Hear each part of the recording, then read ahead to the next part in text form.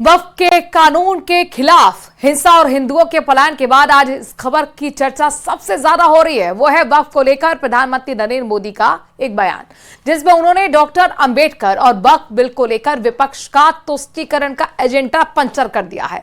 प्रधानमंत्री ने यह बयान संविधान निर्माता डॉक्टर भीमराव अंबेडकर की 135वीं जयंती के मौके पर हरियाणा के हिसार में दिया। एक खास रिपोर्ट आपको हम दिखाते हैं।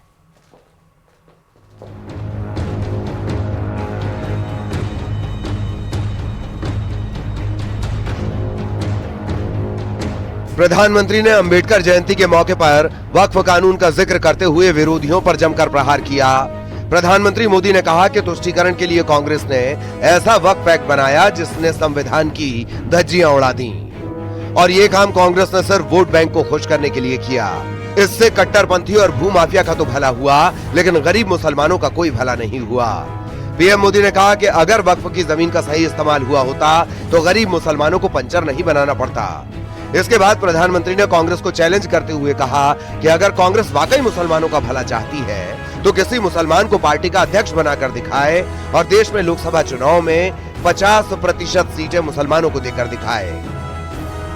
वोट बैंक की राजनीति के लिए 2013 के आखिर में आखिरी सत्र में कांग्रेस ने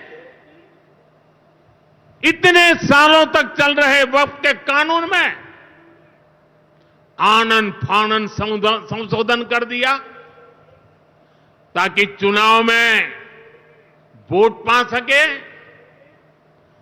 वोट बैंक को खुश करने के लिए इस कानून को ऐसा बना दिया कि बाबा साहब आंबेडकर के संविधान की ऐसी की तैसी कांग्रेस पार्टी अपने पार्टी के अध्यक्ष मुसलमान को बनाए।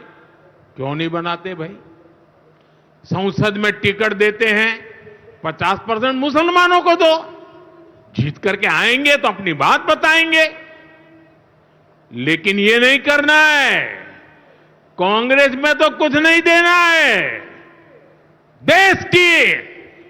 देश के नागरिकों के अधिकारों को छीनना और देना। आज ईमानदारी से उसका उपयोग हुआ होता तो मेरे मुसलमान नौजवानों को साइकिल के पंक्चर बना करके जिंदगी नहीं गुजारनी पड़ती।